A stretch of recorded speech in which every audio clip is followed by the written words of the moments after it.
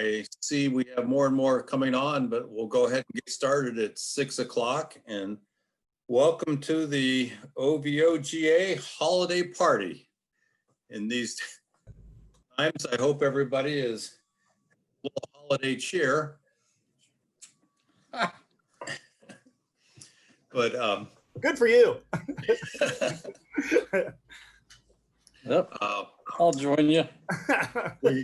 We traditionally have this as our holiday event in December, first week of December, and at a location, and it's a really nice event.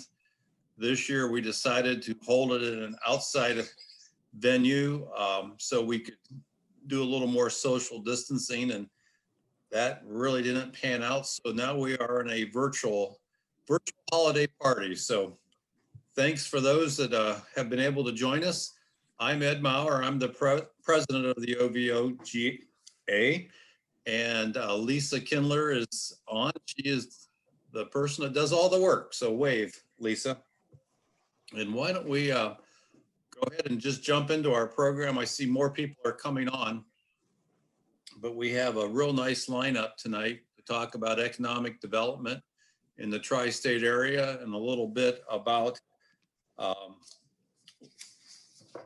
what's happening post-election. And we've asked Michael Mcteague from Ohio University to share a little bit of his insight, and we'll start out with him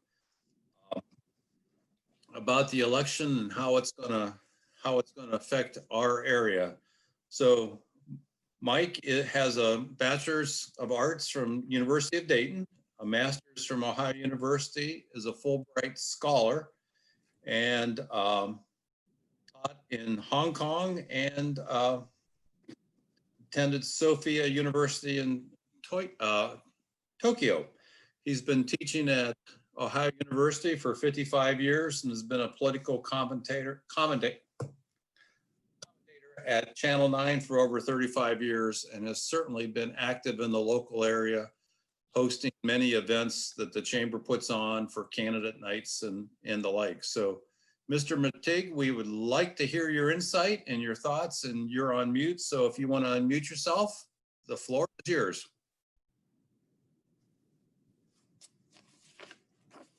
You're still muted.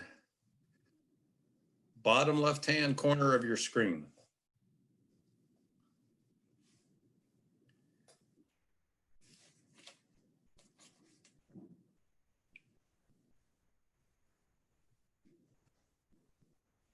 Yep. There we go. You got me? There we go. Thank you. I thought I was all set. Sorry about the delay. Anyway, I know a good many of you.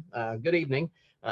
Unfortunate for you folks not to be able to have your party and enjoy each other's company.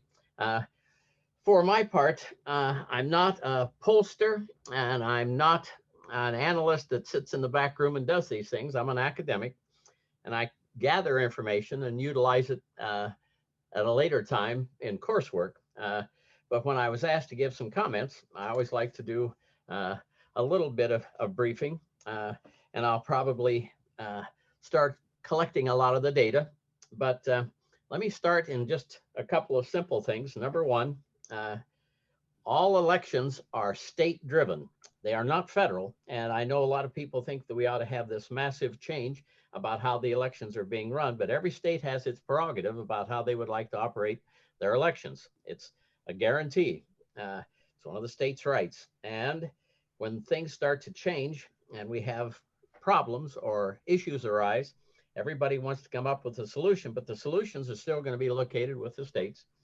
So in some ways, the questions that start to come up are going to be these kind of things. Are we going to have, as we do every time, the old issues corrected? We're not talking about hanging chads. We're not talking about people having to pay a poll tax. We're not talking about residency questions. We aren't talking very much about the machinery.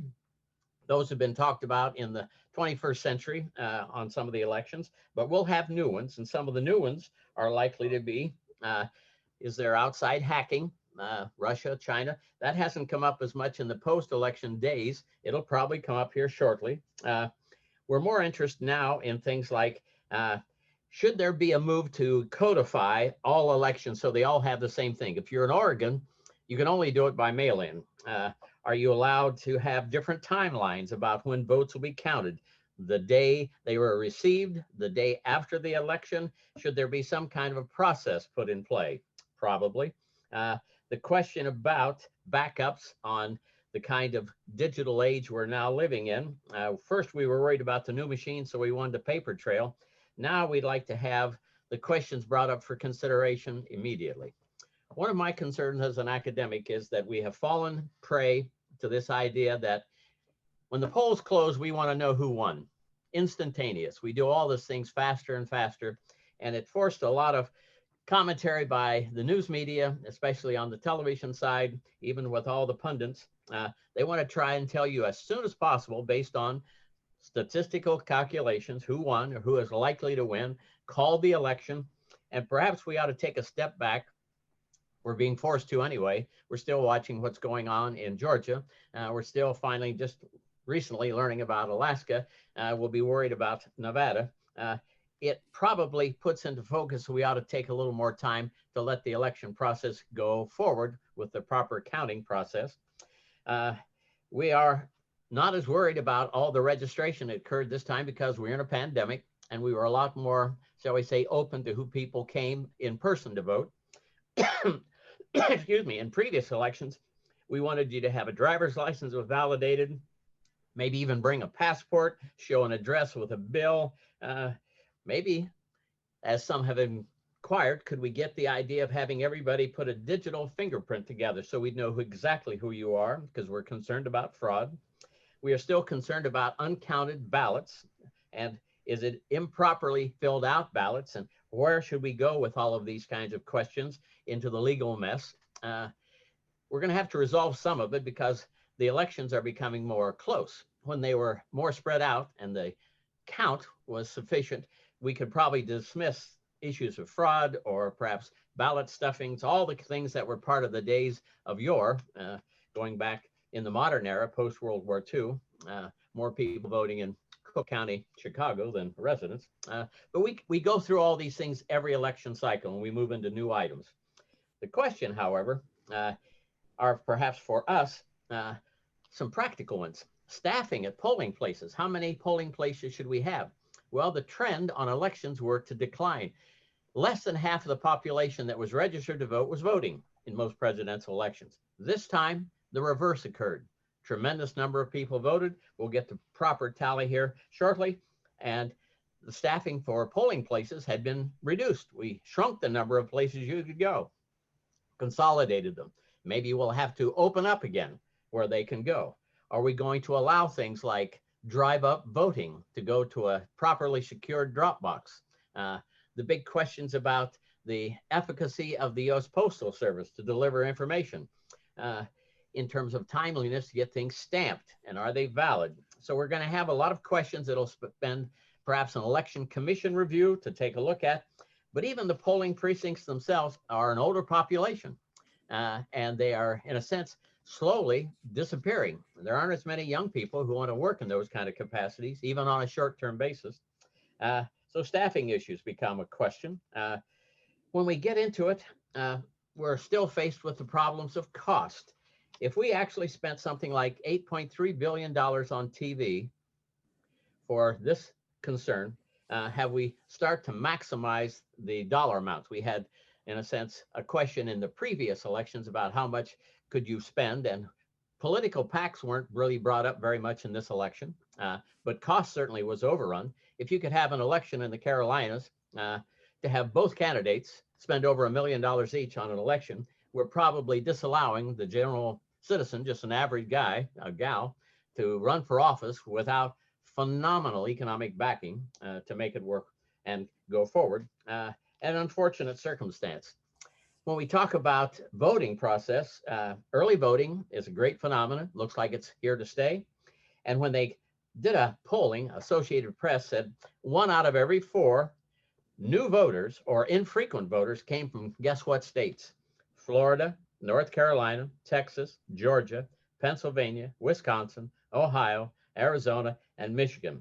And where are all the contentious issues? pretty much in those states.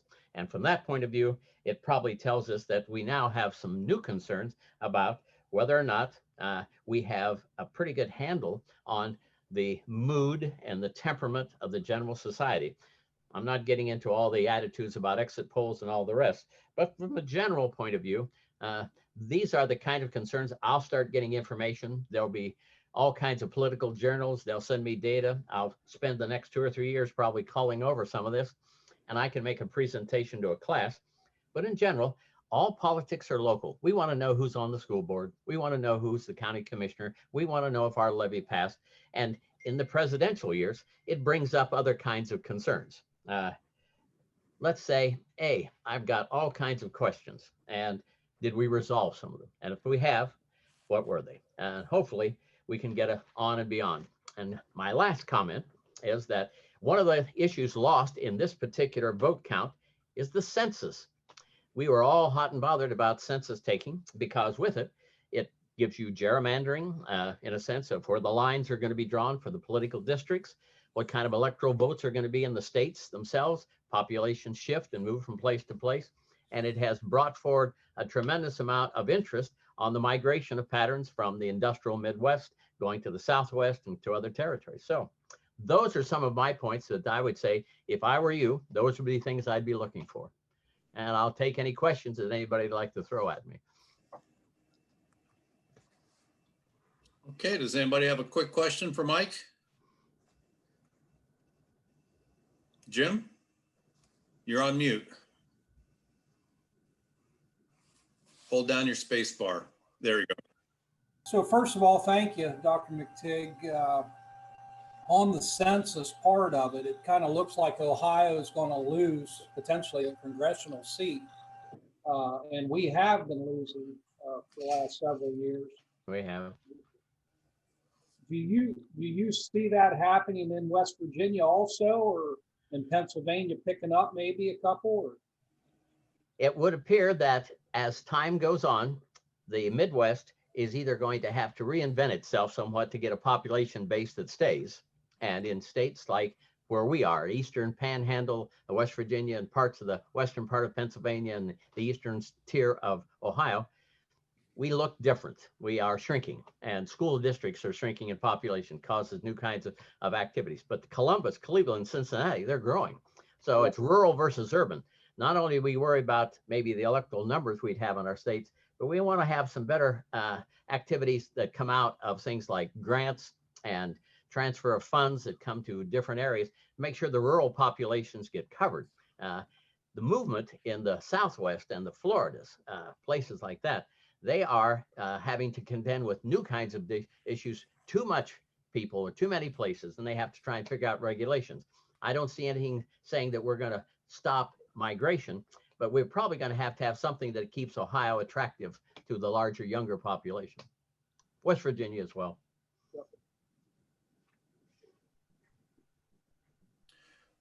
Okay, well, thank you. My pleasure, folks. Have a good evening. Enjoy yourself. We appreciate your comments and always enjoy your insight. It's all right. Be seeing you guys. I'm leaving. There we go. To hear you talk. Next up is our other Mike. Mike Jacoby is the president of the Ohio Southeast Economic Development, or Ohio Southeast. Ohio Southeast is the Jobs Ohio regional nonprofit affiliate organization charged with supporting and coordinating economic development across 25 counties in southern and western Ohio, or southern and eastern Ohio, excuse me. The Ohio Southeast region is the largest geographic region in the 6 economic development regions in Ohio. It is home to 1 million Ohio residents scattered across Ohio Hill Country and small cities, small towns, farms, and the Ohio Southeast region is home to manufacturing workforce with a labor surplus and abundant natural resources. So Mike, you want to share with us your insights on economic development? Yeah, I'm happy to do that. And if you can enable, whoever the host is, if you can enable a screen share, I've got a few slides here.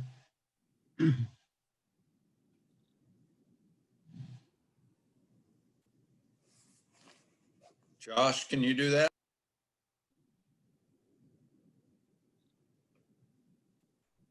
Yeah, I'm in the, let's see here. You should be the host now, Mike. Ah, great.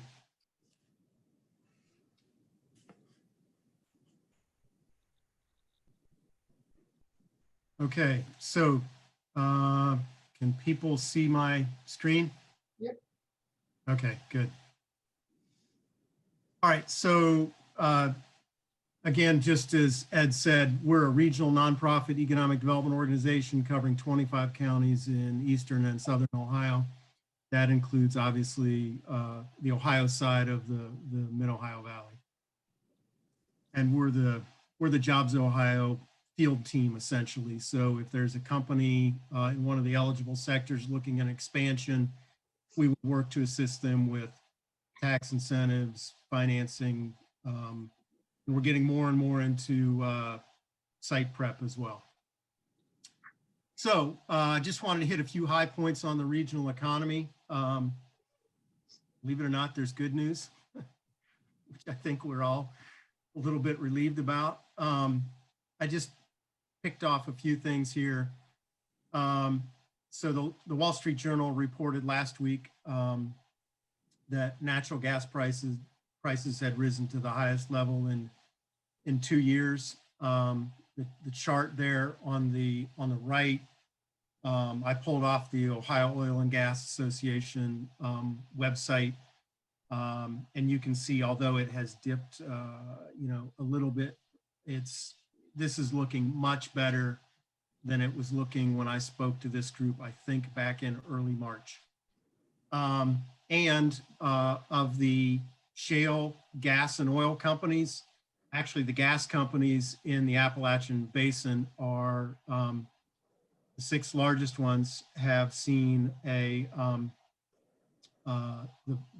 values of those companies have risen 18% since the beginning of the year. Marathon Petroleum, obviously terrible time to be selling petroleum, but actually their gas processing and midstream operations have helped prop up sales. And of course they bought Mark West. So huge investments in our region.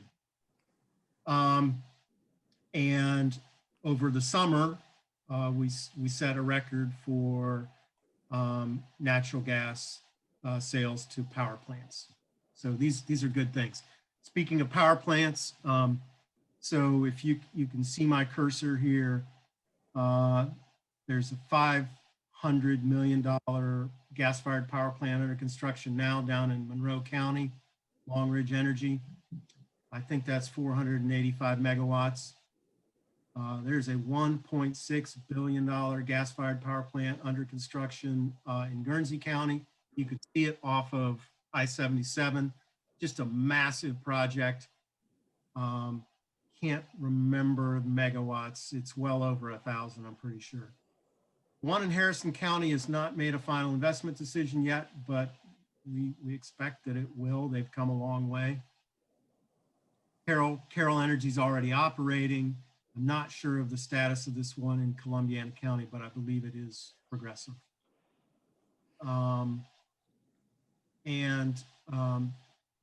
Looking at Belmont County, I didn't do this for all the counties in the region, but just wanted to talk about the importance of the mining and natural gas production jobs in the region.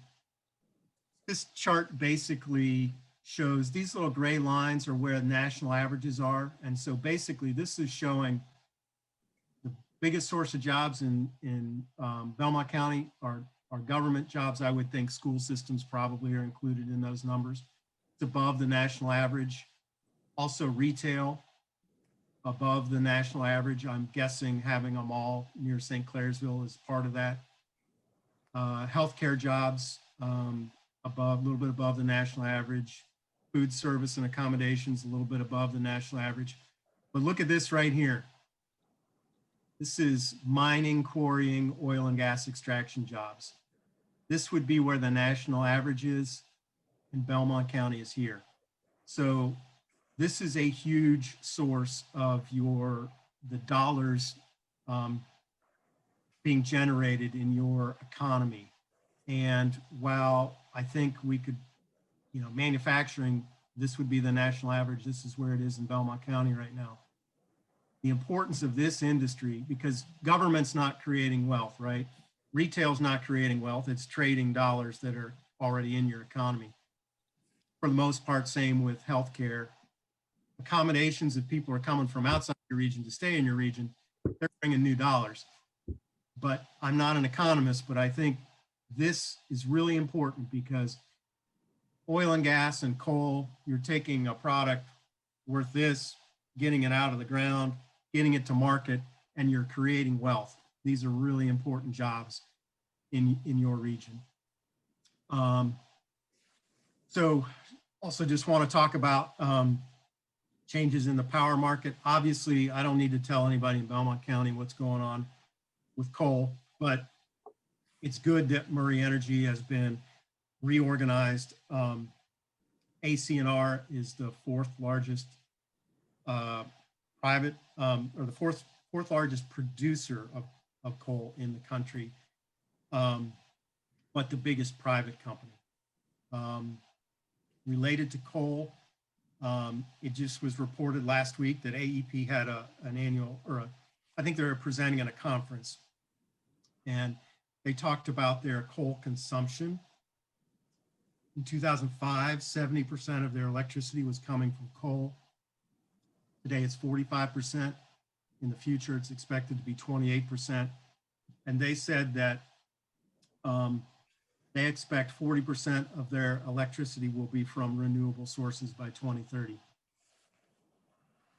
But it's worth pointing out that, you know, right now renewables are a little over 14% of the nation's electric grid. And while coal has shrunk, natural gas has been rising, actually surpassed coal. And while I would still expect renewables will be growing, and that's a good thing, renewables growing is a good thing, I think we are very, very far from talking about renewables surpassing natural gas, which obviously burns very clean. And, you know, the wind doesn't blow all the time and the sun doesn't shine all the time. So I think natural gas is going to be a part of our energy resources for a very long time to come. And real quickly, I'll just talk about some other things that are going on in the region. We partner with our local economic development professionals across Eastern and Southern Ohio, and some things that we're kind of aware of going on. Obviously, it's not a surprise, it's not news to anybody, but Eastern Ohio Regional Hospital is reopening, and that was made possible in part through a $10 million 166 regional loan approved by the state of Ohio. There's a lot going on with site development right now, or I should say redevelopment.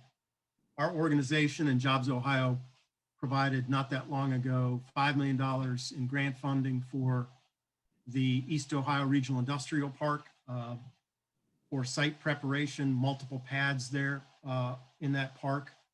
We also have provided $5 million for the redevelopment of the Wheeling Pittsburgh Steel Yorkville facility.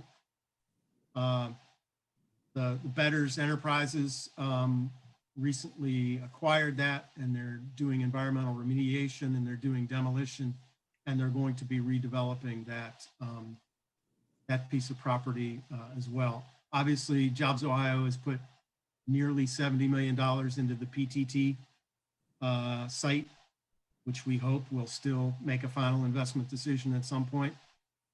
And we've got another offer pending for another site project in the region. We see some back office job creating opportunities, which, if you remember that bar graph, this area really needs some economic diversification. It's great that natural gas and coal play such a big role, but it also means, you know, doing this, and it's really hard to have a stable economy when you're that dependent on a handful of industries. We are seeing some oil and gas support type projects going on, and we're seeing a few small manufacturing expansions. So that's kind of my high level view at what we're seeing and what we think the current state is and the future can be. And I'd be happy to try to answer any questions. And what I think we'll do is let the three states speak, and then we'll let you all answer questions together if that's okay. So start thinking of your questions, and we'll move on to our next speaker, who is Ben Brown. And then when Ben and Josh are done, we'll take questions from everybody. But Ben is the Chief Executive Officer of the Mon Valley Alliance and the Mon Valley Alliance Foundation, a nonprofit economic development organization serving the mid-Mon Valley area of southwestern Pennsylvania. The Mon Valley Alliance and Mon Valley Alliance Foundation were formed in 2016 through a consolidation of two 50-year-old organizations. And now they have a mission to bridge our industrial foundation into a future of economic growth in the mid-Mon Valley region. Three core initiatives are industrial land development, business growth and development, and community development to align and create a better future in the region. So Ben, you'd like to share with us? Absolutely. And thank you, Ed, for the introduction. I appreciate it. And thank you for having me over here tonight across state lines through the internet here to speak with you. So I appreciate that. You know, what I always find about our region is, though, you know, we can be in 3 different states and hundreds of counties and whatnot, but, you know, it's 20 minutes here, 30 minutes there. It's a quick drive. So, you know, I live in Washington, PA. I'm closer to Wheeling than I am to Pittsburgh, even though I drove downtown to Pittsburgh for 8 years in a row. So nonetheless, glad to be a part of this. And I wanted to talk today about what we're seeing on this side and the Pennsylvania side, some of the big projects that are happening over here and how we are kind of preparing for the future in light of some of the monumental changes that have happened this year. You know, we in the business world, we expect change. We sometimes embrace change. We look for it. We plan for it. It seems this year everything has been thrown at us at once. So we take a deep breath and try to figure it out. But we work together and have conversations like this so we can do so. But I want to start off and thank Gabe Hayes for having me on and for the invitation today with Wallace Pancher. I've worked with Gabe a number of times in the group there, and I appreciate him inviting me into this group here. So Gabe, I know you're on mute. Glad to have you. Well, thanks much, man. Appreciate it. All right. So as Ed spoke, we are the Mon Valley Alliance. We take our name from the Monongahela River south of Pittsburgh or up from Pittsburgh, depending on which way the river flows and where you're standing and all that good stuff. So we're south of Pittsburgh, and these are the communities, Allegheny, Washington, Greene, Fayette, Westmoreland that you might have heard about. That's our home since 1965. We actually started when the first steel mill in the United States closed down. That was the Denora Steel Works and the Zinc Works and whatnot in Denora, Pennsylvania. So a group of business leaders and politicians got together and said, how do we replace 5,000 jobs? And 50 years later, we're still trying to figure it out. So we'll see where that goes. But in the last 50 years, we have, on the land development side, we've developed 5 industrial parks here in the region. We've got about 2,000 acres or so of land that we've developed. Most of it has been brownfield remediation, so old facilities turned into new, some kind of greenfield, if you will. And we've done some blight remediation projects as well as part of that. We currently manage those 5 industrial parks. We worked on tax incentive programs. As you know, Pennsylvania really likes to figure out ways to tax. And so as part of what we've done is to try to figure out how to make the business environment and the business climate more attractive here. So we worked on tax incentive programs. We currently sponsor a regional enterprise zone where 14 communities have came together to work together to offer tax incentives at the state level, and they include state tax credits. And then we also do business assistance and consulting as well. And this year, we as well as others, learned about PPP loans and how to fill them out online and all that good stuff. EIDL loans, I mean, CARES Act programs, you name it. So as we've gone through this year, we've transitioned, just like most of you have, to figure out how do we stay relevant? How do we help the businesses that are here to grow and prosper? So a little bit about our history. Our involvement with oil and gas began probably in the 2006-2007 timeframe. The first Marcellus well, of course, with Range Resources in Washington County in 2005. We've leased land to folks like Minnesota Limited, Dominion Transmission, which I believe is a member of the group here, Price Gregory, CJ Hughes. We're also a mineral owner. When we developed these industrial parks, thank goodness someone decided to keep some mineral rights along the way. So we've got a couple hundred acres under lease right now. Rice Energy, which is now EQT, is the operator there. And like many of other people, we are currently shut in. So that's been great for the cash flow this year. But we understand it's for the better picture, and we want those prices to come up before we sell the gas. So we're okay with that.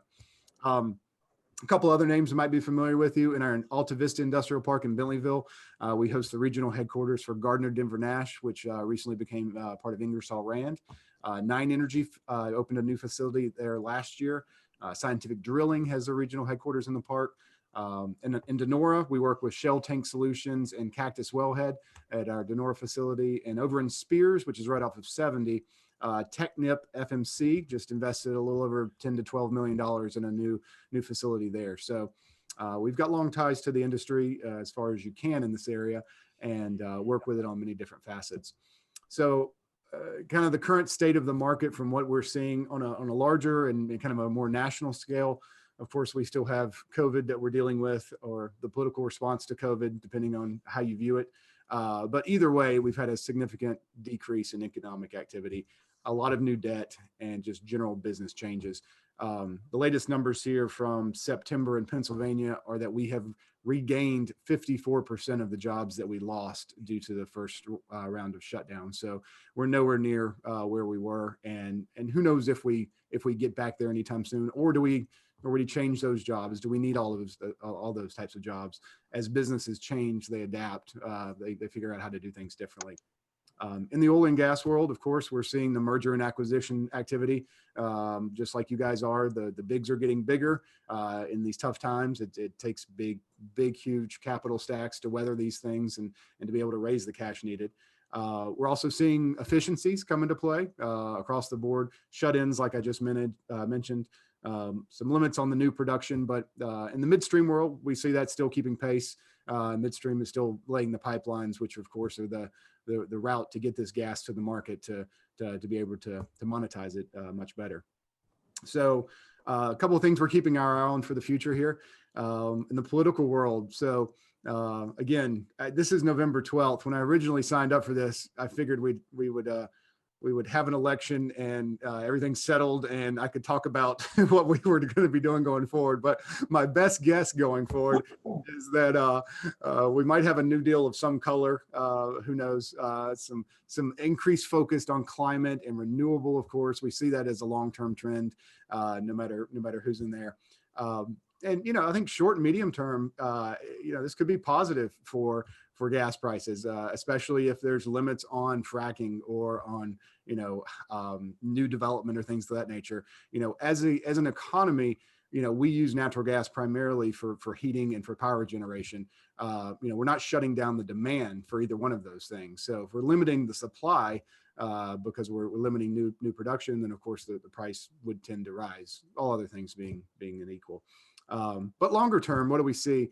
New technologies, new methods for gas extraction, might obviously bring higher costs, but as long as the market can bear that, there'll be a market for it. One of the things we do keep an eye on here on the Pennsylvania side, each year being in one of the top 5, it seems, gas producing, states or countries, whatever you compare us to, and especially this is really this region.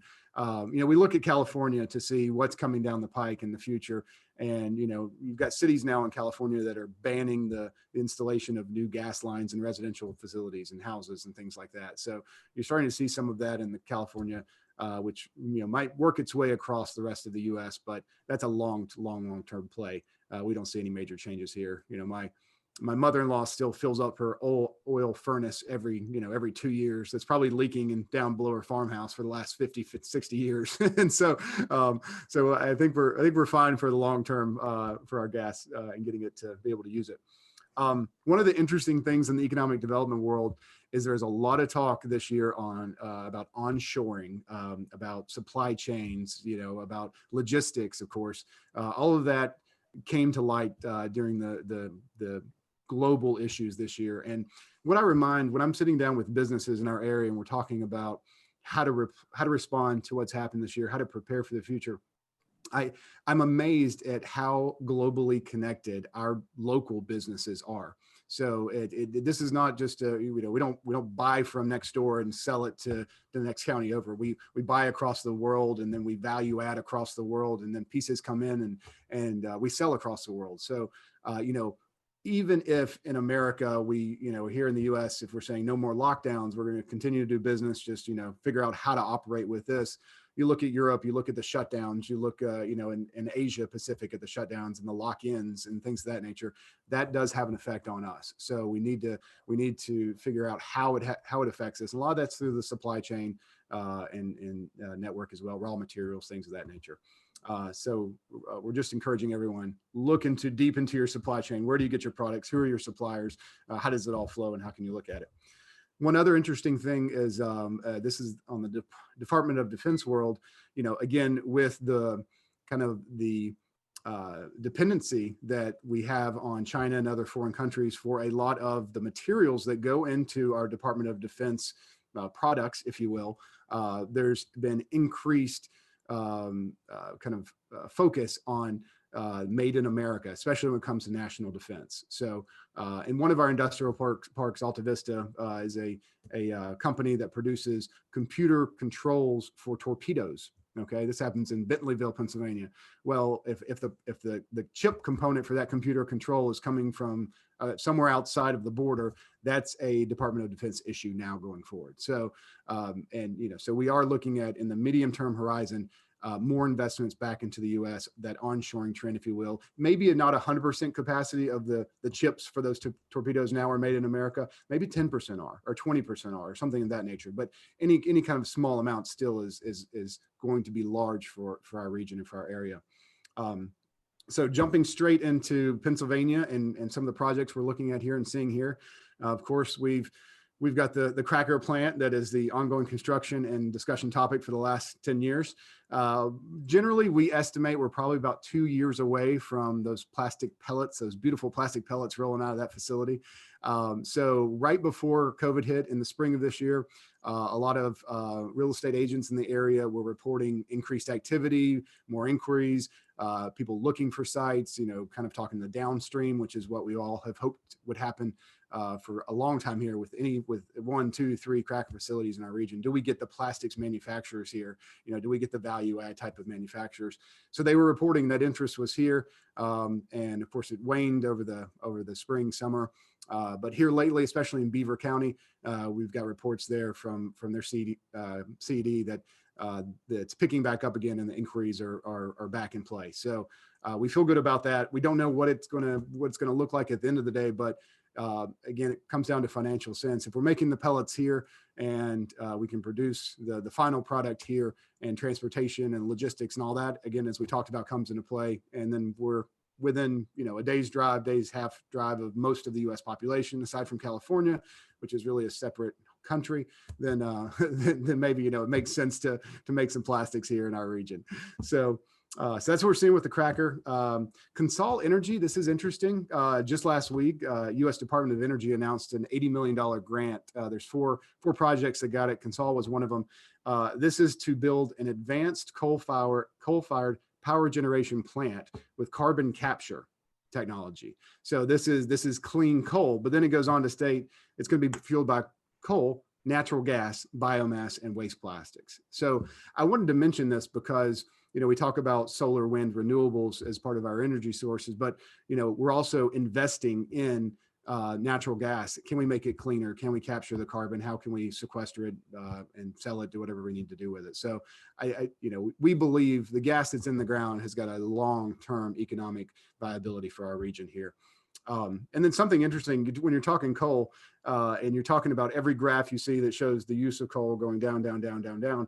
So right now in one of our industrial parks, we are building a 252,000 square foot. So that's a 6-acre building for Komatsu Mining. And it's for their underground coal division of all things.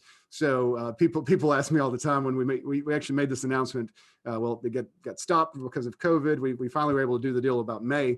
And they say, how are you building a new facility for coal? And I said, this is a global R&D and distribution center. So our use in the US in coal is declining, absolutely. But think about places like China and Argentina and Brazil and Chile and anywhere else around the world.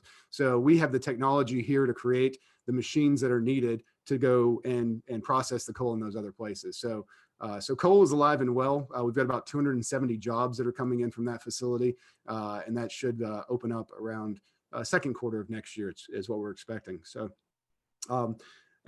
we felt so good about what was happening, so we decided to build a 35,000 square foot speculative industrial building right next door to it. So we just broke ground on that about 3 weeks ago. It's about a $3 million project by the time we're done, but it's interesting.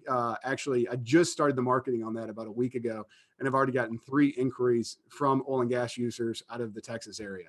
So the demand is still here. People are still interested. This economy is going to be okay. Last, from Pennsylvania, I get asked oftentimes about our severance tax.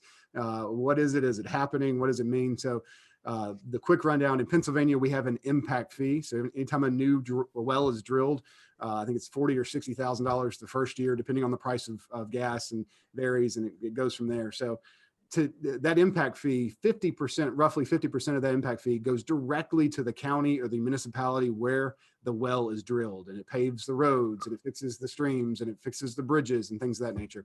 So the severance tax has been floated by the governor here in Pennsylvania, our governor, for a couple of years as a way to pay for everything across the Commonwealth. And it's, of course, another tax on oil and gas. We have a Republican-controlled state house that to date acknowledges almost $2 billion of that impact fee have been paid by the industry here in Pennsylvania. It's quite a sum.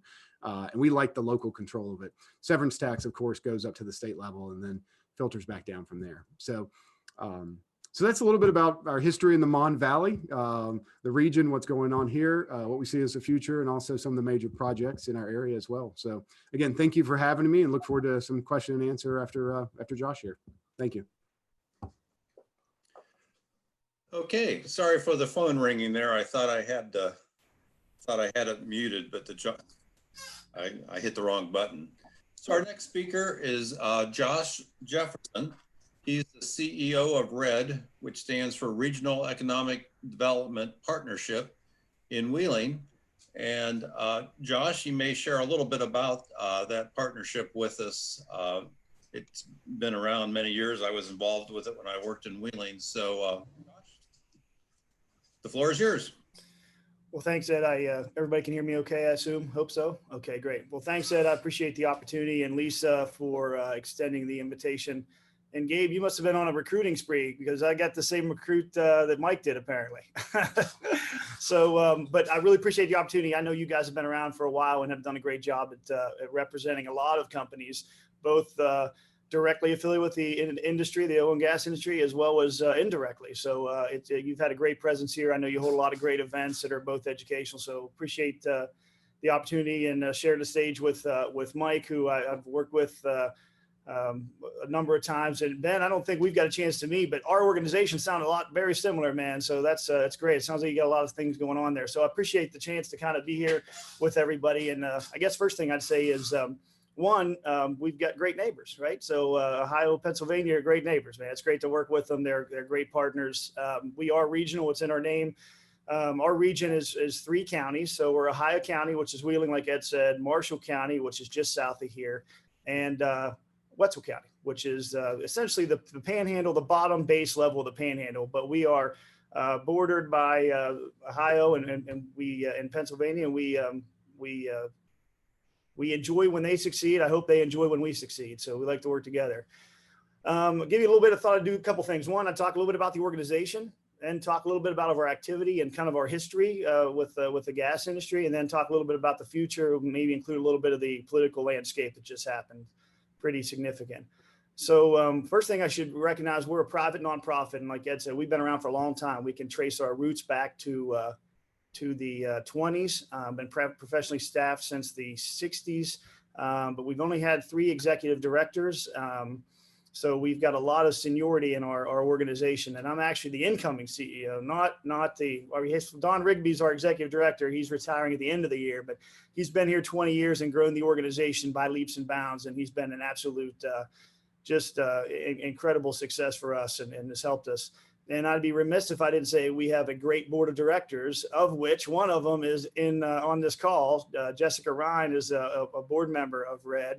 And Ben, you'll be glad to see she got that. She's a huge Pittsburgh Steelers fan, so I can tell you that she's going to represent well there. But Jessica's on our board, and she does a great job with us. And so it's always good to have engagement from our board's fantastic. They're great leadership. So our organization's been around like a long time, like I said. And one of the great things about our organization, from the standpoint of not only a strong history, is our diverse region. And Ohio County, which is where I'm sitting right now in Wheeling. Many of the things that Mike said is very strong with healthcare, very strong with back office operations, a lot of professional, a lot of financing, a lot of banks. West Banco's home base is here, as well as a lot of medical. We got a lot of medical opportunities here. Wheeling Hospital, WVU Hospital. So we're very strong in that sector. If you go a little south of here into Marshall County, which is where primarily I spent most of my time at in my 16, 17 years, was Marshall and Wetzel County. Marshall County is an energy hub. I mean, we're very fortunate. We are obviously very, and I'll get into that with the natural gas. We're very blessed to have a lot of natural gas, but we also have a significant history of coal. And I'd be remiss to say, if coal has been very important and continues to be very important for us, a major employer. We're always at least the first or second leading producer of coal in West Virginia. And just like Ben said, that coal's being used. The coal's being used. It's a worldwide product. So we have been fortunate that we haven't seen the downslide of the coal like many parts of the state have, especially in the southern part. Our coal is of high value and of a lot of interest to the markets around the world. So we're fortunate there. We also have a lot of, we have 2 major chemical companies in Marshall County, which is Covestro and Westlake. Again, international companies that play a major role in our employment numbers, and they're great partners. They've been there for 60 plus years. So there's a huge history there of chemical. And the energy sector goes on with the power. We have AEP as our major power provider. They have the Cameron plant, the Cameron Mitchell plant. Well, the Cameron plant is since closed, but the Mitchell plant still is very active. But AEP is a huge partner for us, and burns a lot of that coal as well. So we're fortunate to have that. And we also have a lot of manufacturers, Level Tech, Emi Fabi, Level Tech, Emi Fabi, Technocap. And when I say that, one of the reasons I want to point a couple of those out is they're international, with 2 Italian companies in Marshall County that have invested significantly in the West Virginia. We're fortunate to have that. So we're on that. We're on the radar for that, and we have the resources and capabilities to kind of track those companies. So we're happy they're here. And then obviously WVU Medicine is the largest employer in West Virginia, and they have a significant presence in our three counties. What we try to do, and what's nice about our region, is the fact we don't really compete that much with each other. We have our niches, and we can kind of go after the organizations that would benefit. And our goal is not to just locate them here. And I'm sure Mike and Ben have the same goal. Is we don't want them just to locate here. We want them to locate here and be the best that they can be. We want them to be the model of their whole industry, the model of their company across the board. So that's what we really work to do. You get a little bit further south, and then Wetzel County is it focuses primarily on small business, but it has benefited from the natural gas. There's no coal and no coal mines in Wetzel County, but there are a significant amount of natural gas activity, which has spurred that economy down there and helped a lot of indirect businesses that are represented in your organization, Lisa.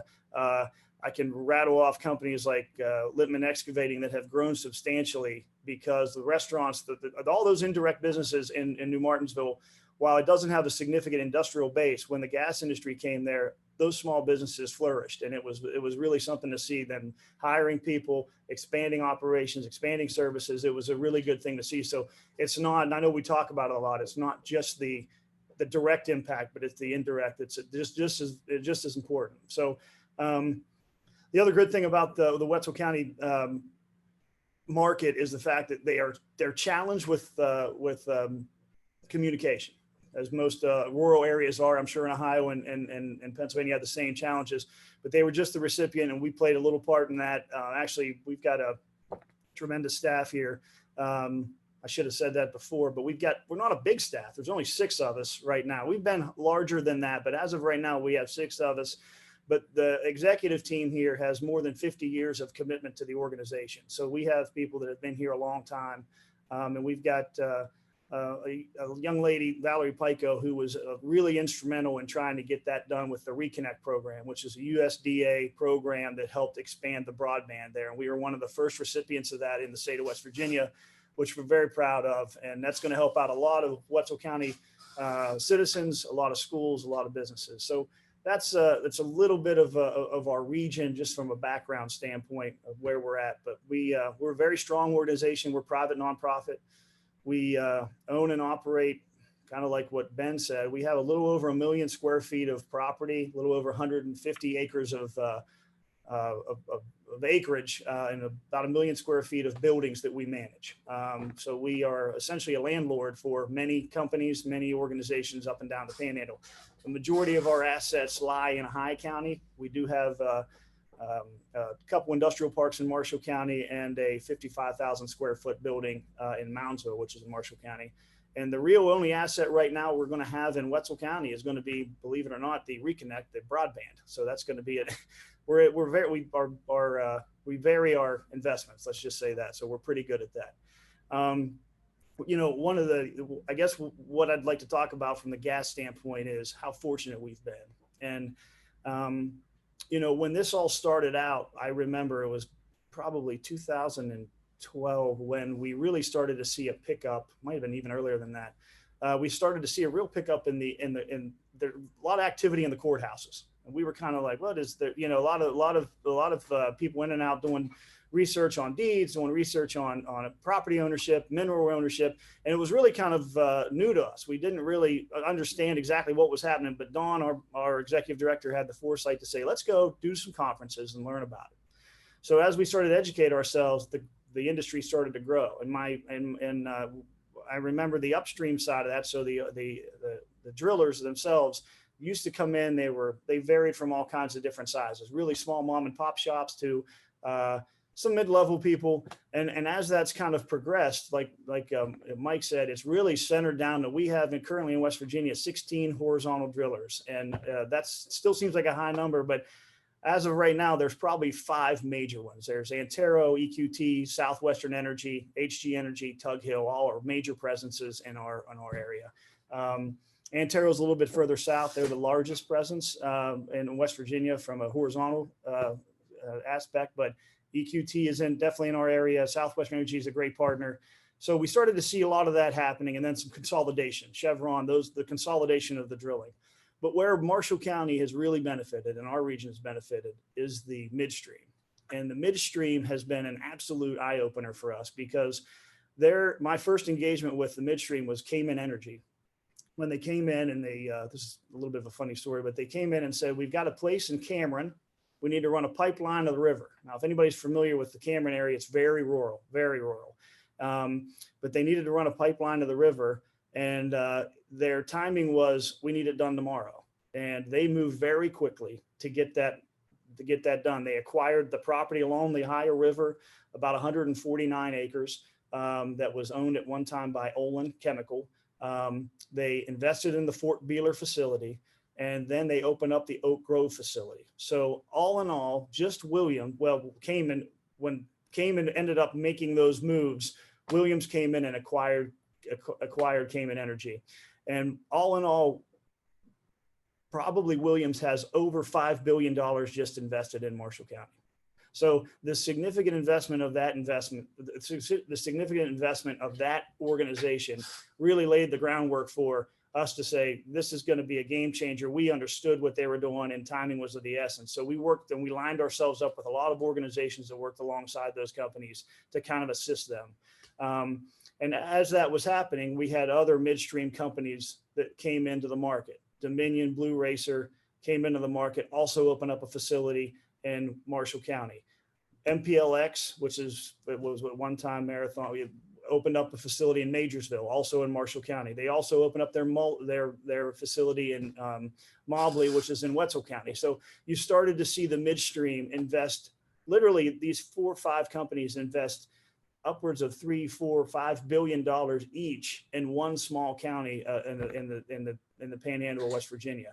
And that's really led us to a lot of opportunities from the indirect side, where these businesses, these companies would come in, and these businesses that were supporting those companies would really flourish. So you had excavation companies that would grow. And that's why an organization like the High Valley Oil and Gas Association has been a great representative for them, because they have a place to go, learn about these companies, learn what they're doing, learn their activities. And, it's just a real benefit for what your organization's doing. So as we've kind of progressed, we've focused now on the downstream. And as Mike said, and Ben said, that's why they've been such good neighbors, is we've worked closely with them. One of the things we all want is a cracker. Everybody talks about a cracker. The PTT news of when they were looking to potentially site and why there hasn't been a final investment decision, that's a very important thing for our region. It's literally right across the river from Moundsville, which is in Marshall County. Obviously, that's where a significant amount of gas is with the midstream investments that I talked about. So we are absolutely very supportive of that PTT project, and it would impact our area. It would impact, obviously, the Ohio area, creates jobs, creates investments. And we've had the fortunate opportunity to be able to go over to Shady Side across the river and speak on their behalf from an economic development standpoint, supporting the permitting that's necessary. But that's one of the things that I kind of try to focus on, is the importance of regionalism. And as we learned more and more about what a ethane cracker is, one of the things we did was we reached out to some great people in Monaca, who the city, essentially their government, their local government said, why don't you come up and do a tour? So we went to Monaca and we did a great tour, and they did just an all out how it's changed their landscape internally, how it's changed their policing, how it's changed they wide open doors to say, here, come learn more about how this might impact your community. So really, it has been great. It's been a great partnership, and we really appreciate that knowing that, because they understand it too. They understand that we're neighbors, and it benefits everyone. And I know when Mike mentioned the Long Ridge facility over at Ormet's right across from New Martinsville, West Virginia. So, which again is in Wetzel County, and when Ormet closed, I bet you Ormet was probably 60% West Virginians, 40% Ohioans. And when Ormet closed, it devastated New Martinsville. So to see Ormet have some things happening there, have Long Ridge come in, the natural gas fired power plant, those things as a region are important for us. And as Ben and Mike know, economic development is incredibly competitive, and it's a globally competitive market. So seeing some partnerships that way, I think it's very helpful for us in the long run. And our goal and our mission at RED is job creation and tax base. And it's pretty simple. How do we create jobs, and how do we help the tax base in West Virginia? So those are some things that we have really focused on. We're really fortunate in this area to have a pretty diverse economy with some really great sectors. We support them. Again, we're in a great neighborhood. I think the last thing, and I'll just talk a little bit about the future, where we're at, and I'll go into the political environment of West Virginia, which if anybody tracked it here recently, Ed, you probably know a little bit about it, I'm sure, but West Virginia saw a pretty big red wave happen here. So out of the 100 people in the House, 76 are now Republican. And the Senate, there's 24 out of 34 that are Republican.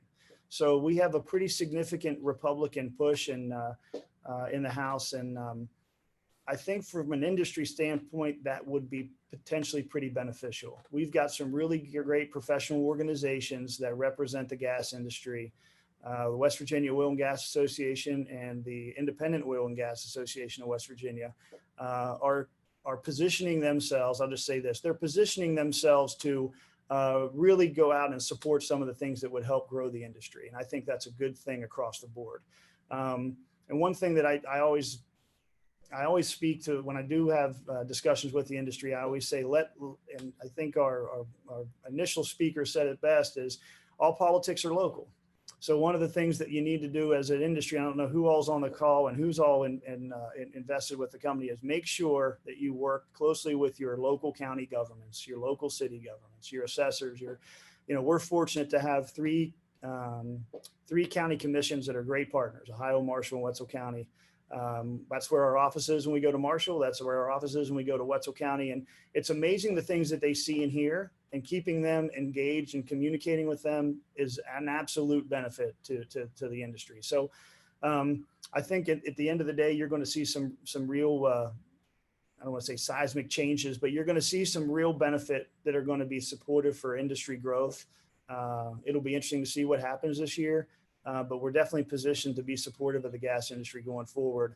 And we'll be supportive of that and see how that goes. But all in all, again, it's organizations like this that are very helpful for us to kind of connect with. I'm fortunate to be able to see Mike a good bit, and Ben, I'm going to reach out to you so we can make a connection there. But,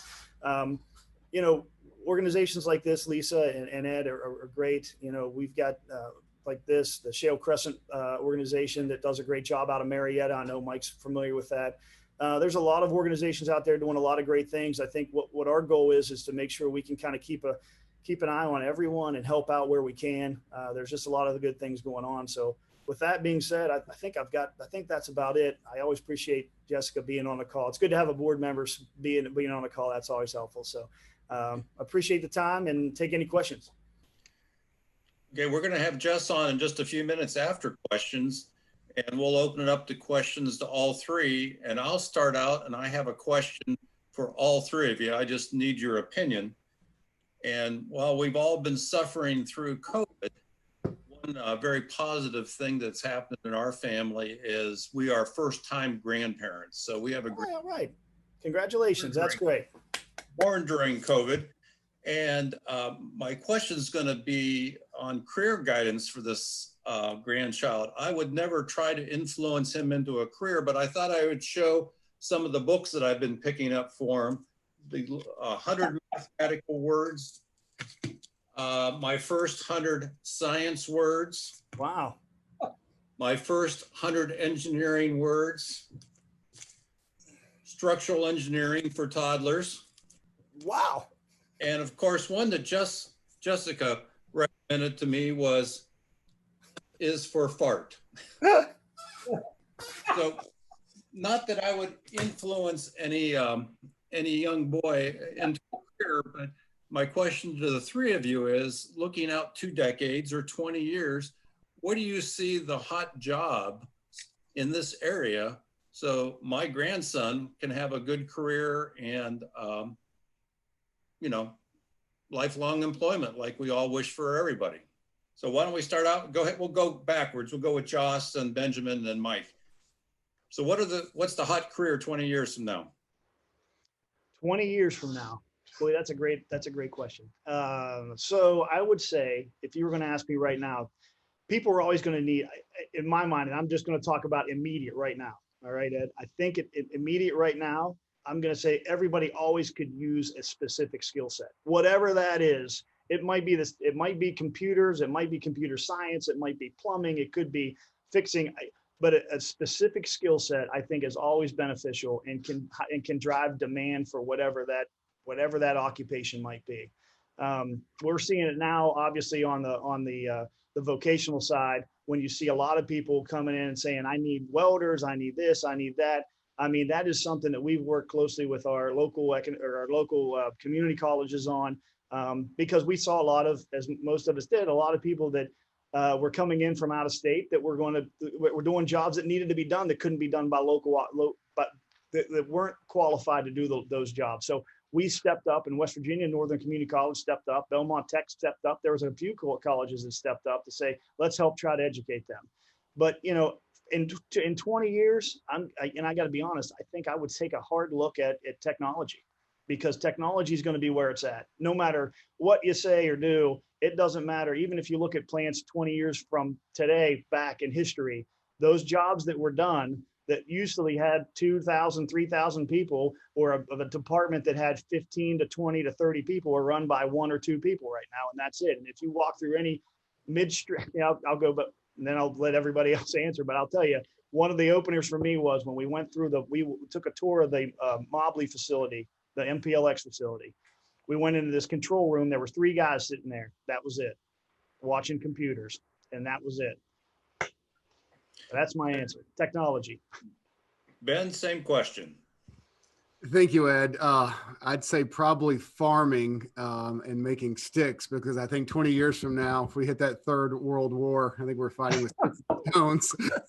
So, you know, it's a funny question you asked, because I've got a 9, a 6, and a 3-year-old. And I think about this almost daily when I'm going through their homework at night, which during lockdown was during the day.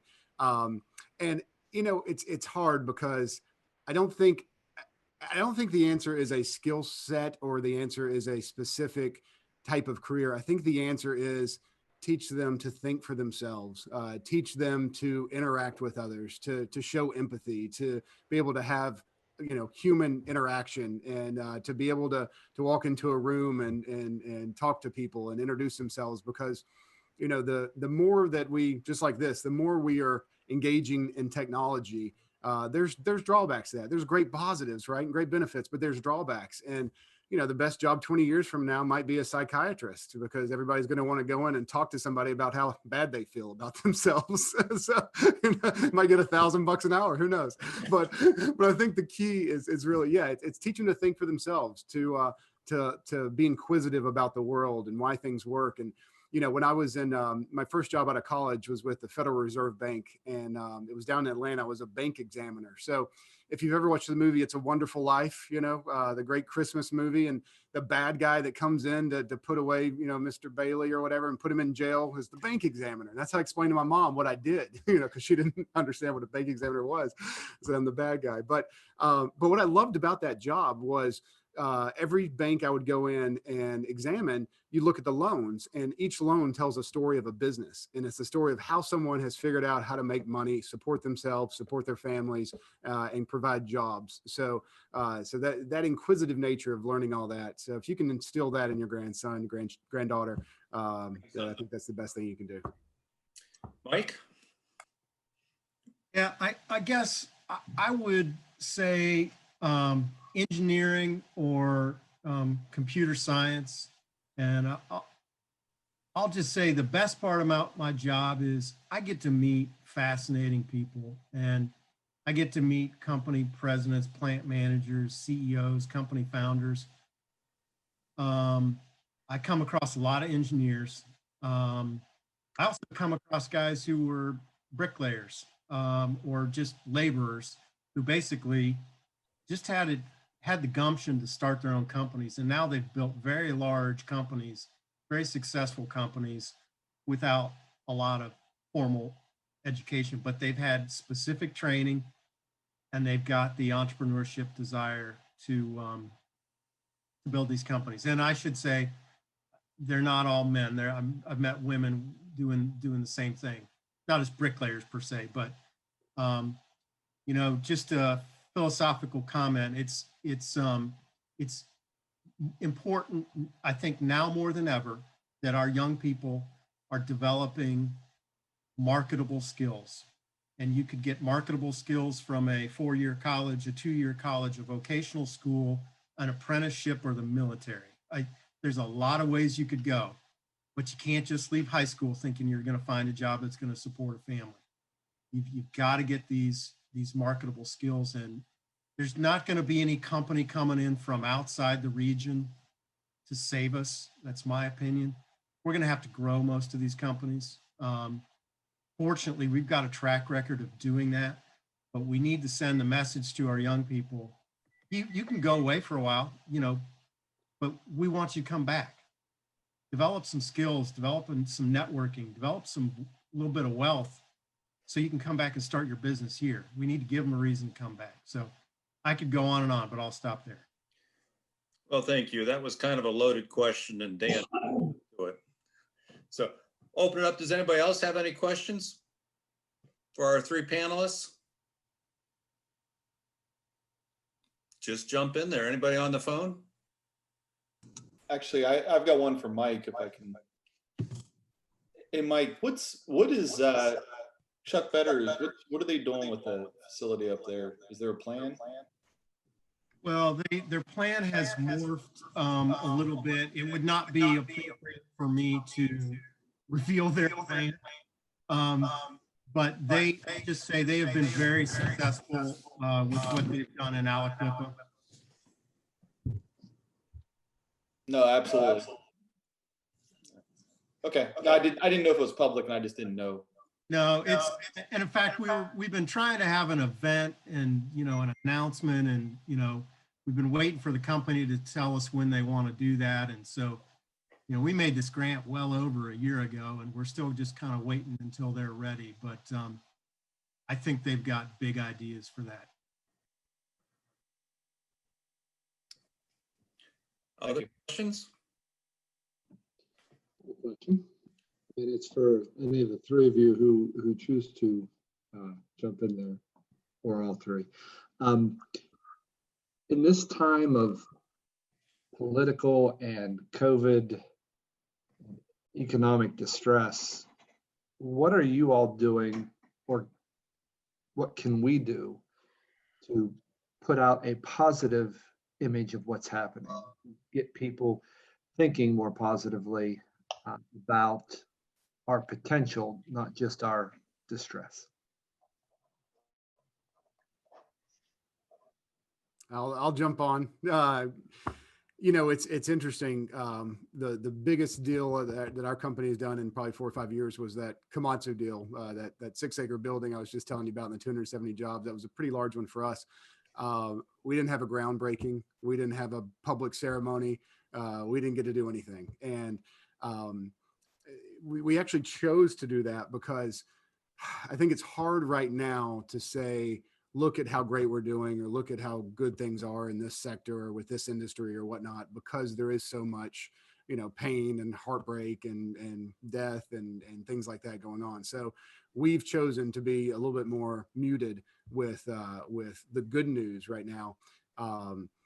Just keeping that in mind, but you know, because it's hard for people to focus on the future and the growth when, you know, the pain is right in front of them. And so, you know, if you haven't turned off your TV yet, just unplug it, because, you know, just sitting there watching it all day, as some folks do, it's negative. So, and you'd think the world was ending, but it's not.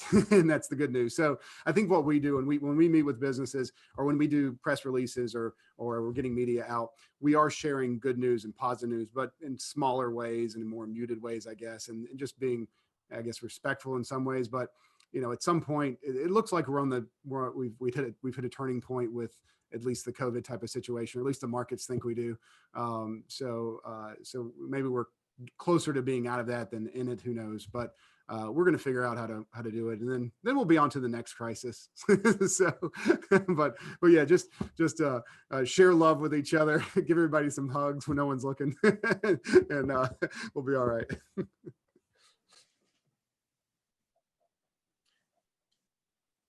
I have an answer, kind of. One of the biggest challenges in our country right now, and this is not just our region, it's our country, is young people are disconnected from the work world. And so many of our youth leave high school without a plan for what they're going to do. And then they get stuck in dead-end jobs. And then they start having bills, and they start having kids, and they never can quit working to go back to school or whatever to get more training. And we actually, I grew up in the Marietta area. They've been studying this problem for a while. and they're doing something about it. And what they're doing, I think, will differentiate them from a lot of other communities who really aren't tackling this. But they've studied the challenge, and young people make decisions. Basically, the top 3 reasons they make decisions is 1, firsthand experience. And as I said, a lot of young people have 0 experience with dealing with workplace. Number 2 is mom. A lot of moms don't necessarily, and dads play a role, but not as much as moms. And number 3 is media. So when we started studying this, number 1 thing people wanted to do was go into nursing, which made perfect sense. Everybody's been exposed to a nurse. Nurses help people, and there were plenty of jobs in nursing, so that was good. Number 2 thing people wanted to do was go into crime scene investigation, and that was because we had all these CSI shows. I'll get to my point. Marietta they've got a program where they are exposing young people to work. They're getting teachers involved. They're getting businesses involved. Employers are playing mentoring roles. They're doing internships. They're doing tours of their facilities. And it's helping young people to understand what career opportunities are in their community. And again, you may not need much formal education, but you need a specific skill set. And it's not just going to happen in high school. You need to get on a pathway. And there are good jobs, whether it's a degree or non-degree, there are good jobs available all across our region right now. And if we want to keep these young people and we want to tell them about the bright opportunities, we're going to have to get involved. And it's more, you can't expect the schools to solve this. We need employers getting involved. But if you're telling young people they're valued, we care about you, and you've got a future in this community, good things can happen. Hey, Ed, I just want to say, just because everybody else spoke, but no, I want to go back to what you said about your grandson. I was thinking about that, and going back on what Ben said and what Mike said and what he just said, it really doesn't matter. It doesn't matter what, I guess at the end of the day, whatever your grandson wants to do, he needs to be passionate about it, and he needs to get support for it. So whatever that is, be passionate, whatever it is. When you get up in the morning, be positive. Whatever he wants to do, be passionate. Because that's the thing, I think, at the end of the day, is you got to find something you really like to do. And going back to what Mike said, you got to find that, and then you've got to be supported in it. Your parents got to support you. Your family needs to support it. Your friends got to support it. And when they don't, you still have the passion to do it. I think at the end of the day, I mean, there's a lot of great organizations out there that even if it's what you do at work, if it's helping somebody, if it's giving a hand up, if it's changing someone's tire, if it's anything, just be passionate about it. I think at the end of the day, that's in the long run. I mean, we're all feel like it's a crux right now. You don't know the news. I don't watch the news hardly at all. I can't hardly take it. I read more than I watch because I don't want influenced. I want to read what I can and then take what I can from that and go forward. But I just spent 2 days in Canaan Valley in West Virginia on the creek down there. And I tell you, I ran into some really great people, really nice people that, it felt good to be somewhere where it was just friendliness. It was waving. It felt like I was and I thought, these people care. There's more of that interaction, like Ben said. I mean, you just got to be passionate about it. So at the end of the day, be passionate. Your grandson's going to be great. He's going to be successful. I don't doubt that for a minute. Thank you. Other questions? Julie, did you have a question? I did. I feel like it kind of tailgates onto what we've already been talking about, but I have so many clients and just people in the public, landowners, basically landowners, they're so negative right now. Oh, our royalties are in the toilet. My attorney said, don't worry, you're not just, you're never going to receive royalties. And it's right here in Belmont County. They're just so negative right now with the downturn. I don't know. What do we say to them? It's like, you can't say it's coming. It's not working anymore. So what can we say to just that common person? Well, first off, you can tell them if they'd like to sell their mineral rights for pennies on the dollar. We have a lot of buyers out here. There's some hands going up, right? It's I've got family members with personal minerals, and you know, every 2-3 years it's the end of the world, and then when things are great you never hear anything. But no, it's a market that goes up and down. And I'll say a couple of quick things. One, you know, the Mariner East pipeline system, the 3 series of pipelines that they've been working on for a couple of years now, you know, taking the gas liquids and the gas from our area and taking it to the Marcus Hook in Philly. You know, when we sell natural gas around here, you know, $2, $3 an MCF, something like that, where we're at, you know, if we can get it to Philadelphia, Marcus Hook area, and get it converted to liquefied natural gas and sell it for $15 per MCF over in Europe, then, you know, your landowner, your royalty owner is going to be doing quite well.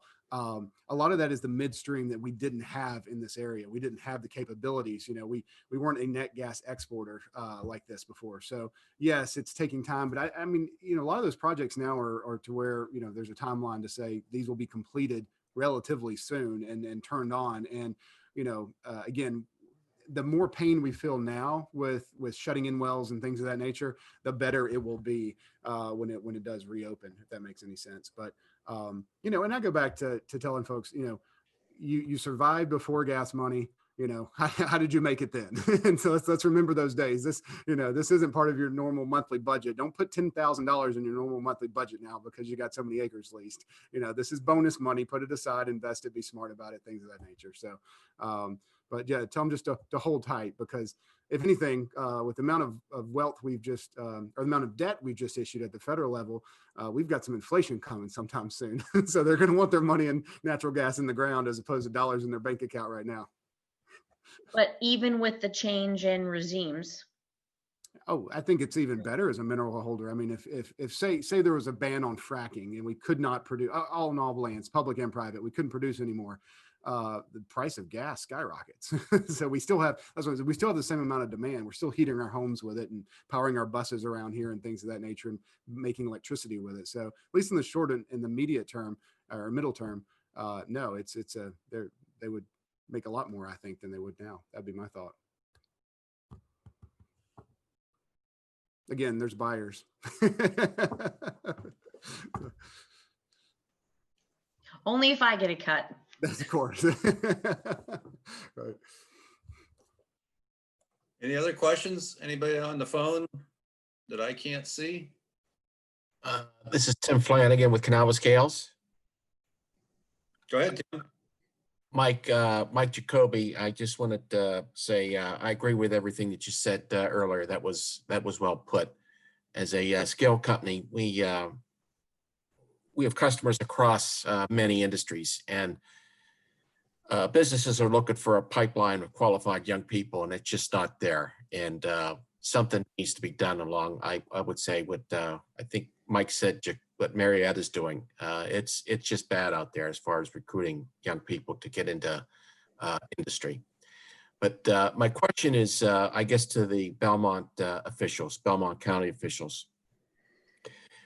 I know up here in Pennsylvania, in Beaver County, there seems to be recently environmental groups have become emboldened with, they're starting to make claims against the cracker here in Monaca about emissions, etc. I was just wondering what Belmont County is doing to maintain a positive business climate down there to make sure or attempt to keep an interest level in actually building the cracker there.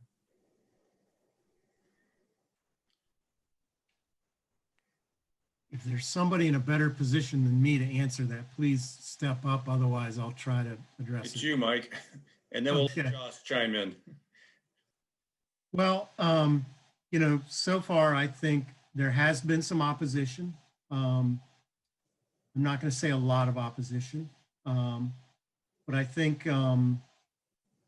so far the approach has been not to necessarily dismiss it, but to say, essentially, on the whole, we think this will be very good for the region, and we're all using plastics. It's a part of modern life, and this company will comply with all of the regulations. And if it's going to be made somewhere and we're going to be paying for it, why not make it here? That's kind of I think that's kind of the approach they're taking. There will no doubt be opposition, but I went to a lot of the hearings, and what I heard from people was a lot of it was general comments about plastics are bad.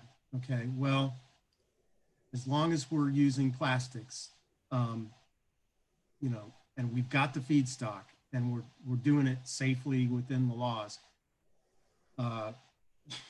let's make it here. Let's not be hypocrites. We're buying it, we're using it. Let's make it here.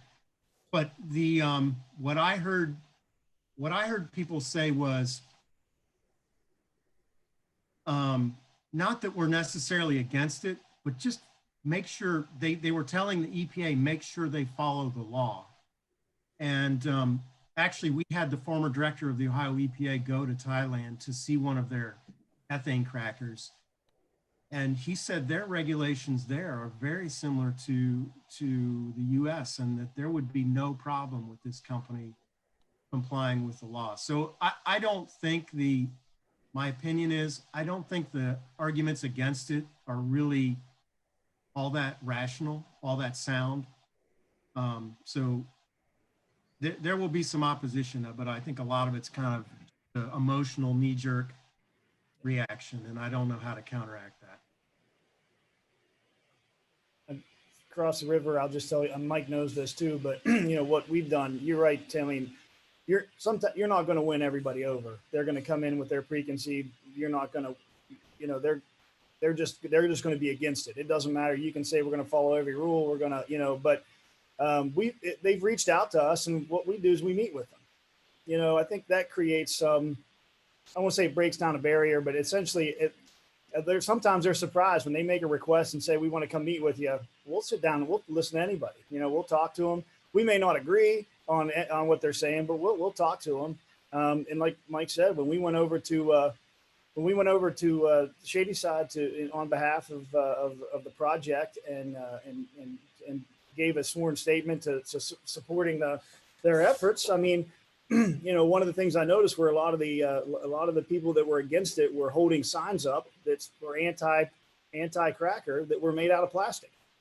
It's hard to kind of say, you're anti this, but you've got your cell phone, you're using all the things, your water bottle, all the things that you're saying. And I don't say that to be funny, but it's just the reality of it is, right.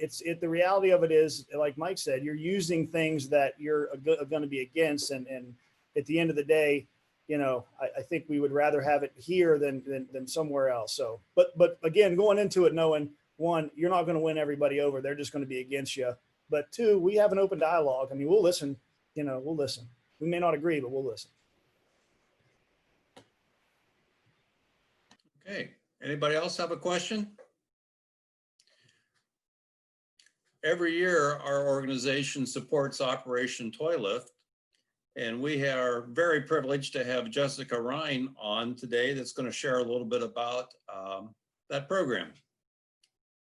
Jess? Hey, thanks. First, I want to apologize in advance if you hear what sounds like a lawnmower, because my 6-year-old son has been using this laptop for remote learning this week, and I don't know what that is, but it sounds like a lawnmower. Do you hear it? No? Okay, perfect, because it's terrible. So I have 3 kids. Everyone was talking about their kids here. I have a 12-year-old and a 9-year-old and a 6-year-old, and this is our first week remote learning. We're in Marshall County, and it's nice to see adult faces. So hello to all of you. This has been really great, and Josh alluded to the fact that I'm on the board for RED, but if it were not for RED and the programs and the opportunities I had to learn about the gas and oil industry, none of this would have made any sense to me. So thank goodness for RED and what they've done for this community. They're great. And when Josh was announced at our board meeting as following in Don's footsteps, I got emotional because he's such a great guy, and I think he's done an amazing job, and he's going to continue to do an amazing job. He says, I'm such a good board member. I just listen in awe. That's my role as a board member, and pat everyone on the back. Thanks, Jessica. Yeah, that's my role. So Operation Toy Lift is awesome. I can't even take credit for this program. We're the fiscal agent, and we get the gifts together, and we give out a lot of thanks to nonprofit agencies. A lot of them have like what you would consider a giving tree, where they have people that come in and families that are saying, hey, this is what we need to support right now. These are the presents that this family needs. And they come in and they shop in what we call a makeshift toy store from all the donations. But this program was actually put on and started by Across the River components, which we love in the Upper Ohio Valley. We love that. And we serve Belmont County and then Brooke, Ohio, Marshall, Wetzel, and Tyler in West Virginia. So it's the Belmont County Sheriff's Department, and this was actually the original brainchild of the police chief in Wheeling. And they got together and decided to do this program where they encourage people to come out. They put local celebrities up in a lift truck just to wave and get attention. And it has been just humongous for this area going on. I think this is our 3rd year now, and I really appreciate you guys participating in the past. I just so happen to have a link right here that I'm going to share.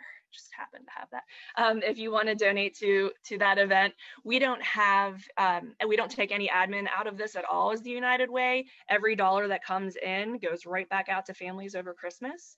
We have, I can't even guess how many toys. We probably should have counted them at some point, but I'm telling you, it's insanity. I mean, thousands probably to this, and they're all given out. Any of the monetary donations that come in, there's a gap. If you think about what you're going to donate, when you donate to Kids Toy Drive, it's littler kids, where there's this entire gap of about maybe 11 years old to about 14 that's completely ignored when it comes to donations. So the majority of the monetary donations go to helping those kids because they need a good Christmas too. With the United Way, it's a weird year for everybody for sure, but fundraising in a pandemic is pretty insane, as you can imagine. I don't know who has money. I don't know who to ask. That's where we are right now because it's a strange year. So we have been able to bring in new businesses, and I feel great when Josh mentions all of these businesses up and down the Panhandle because they support the United Way. They really do. And I really truly think, and I've said this before, that when a company like Williams came to this area, we have another company called Williams Lee. And when Williams came into this area, I don't think a lot of people knew what they were. They just knew they gave back to the community. They donated through the United Way and other nonprofit organizations. And that's how people knew who they were before they knew what they were. And I think it helped a little bit in this area. I know you mentioned people holding plastic signs, but we don't come across that very often here. I'm sure it'll pick up maybe with the cracker plant, but right now you really don't see that. I'll see a billboard pop up now and then. And I really think it's because these companies, like you mentioned, Westlake, AEP, Covestro, all terribly supportive of us. I mean, just they're probably three of the top 5. You mentioned the top 3, right? Or 3 of them right there. I mean, they really support, they give back. And I think that goes a long, long way in the community. So very proud to have those partnerships. And you also mentioned some that we don't have partnerships yet. So I will be reaching out to you for some contact information on those ones. But again, Operation Toy Lift, it's fantastic. We need to give probably more this year than ever. We're nervous about taxes when they come back because everybody that's been on unemployment is going to have a little bit of a struggle. So we're gearing up. That's going to be our second phase of COVID. How we see it is going to be helping people through that because most of them will probably owe on their taxes this year because of their unemployment.